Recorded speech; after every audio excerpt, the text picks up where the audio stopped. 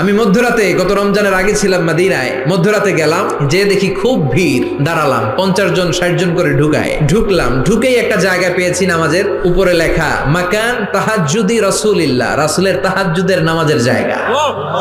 মানে এখানে রাতে তাহাজ্জুদ পড়তেন, প্রাণটা ভরে 2 রাকাত নামাজ পড়লাম। তারপরে আবার প্রথম কাতারে মানুষের সাথে ধাক্কাধাক্কি করে হাঁটতে শুরু করলাম।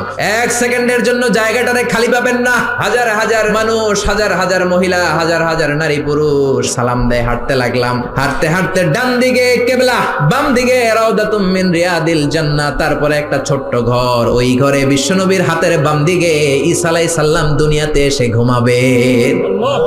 ইন্তেকালের পরে ওইখানে হবে ওনার কবর। এরপর একটু আগাবেন, লেখা মুহাম্মদ রাসূলুল্লাহ। সহ্য হবে আপনার? নিজেরা সামলাতে পারবেন? যে নবীর কথা আজীবন শুনলাম, যে নবীর জন্য বুকের তাজা রক্ত বিলিয়ে দিতে আমরা রাজি আছি না নাই? ওই বিশ্বনবী নাকি এইখানে ঘুমিয়ে আছে। এই চিন্তাটা যদি কারো মাথায় ঢুকে, নিজেকে সামলানো সম্ভব?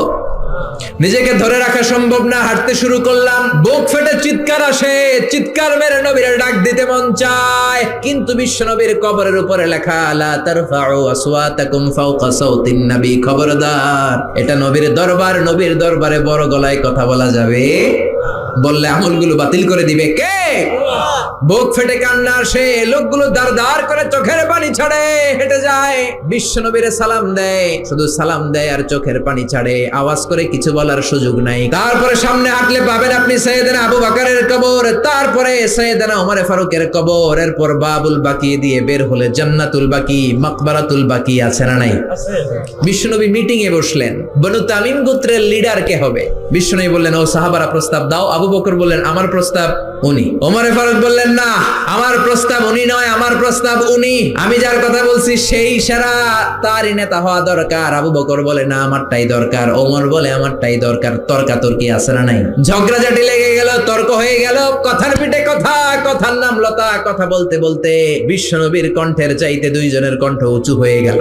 বিশ্বনবীর গলার আওয়াজের চাইতে 2 সাহাবীর গলার আওয়াজ যখন উঁচু হয়ে গেল, আল্লাহ সহ্য করলেন না, ধমক দিয়ে আয়াত নাজিল করলেন, লা তারফাউ আসওয়াতাকুম ফাওকা সাউতিন নবী, খবরদার, আমার নবীর দরবারে বড় গলায় কথা বলা যাবে।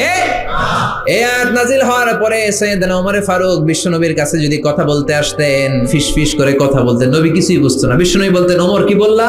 আর একটু জোরে বলো, কি বললা? বিশ্বনবী ইন্তেকাল করেছেন, কিন্তু এই আয়াতের হুকুম আজ বলবৎ আছে না নাই? মা বাবার সামনে বড় গলায় কথা বলা যাবে? ইমাম সাহেব, খতিব সাহেব, ইসলামী আন্দোলনের বড় আমির, তাদের সামনে বড় গলায় কথা বলা যাবে?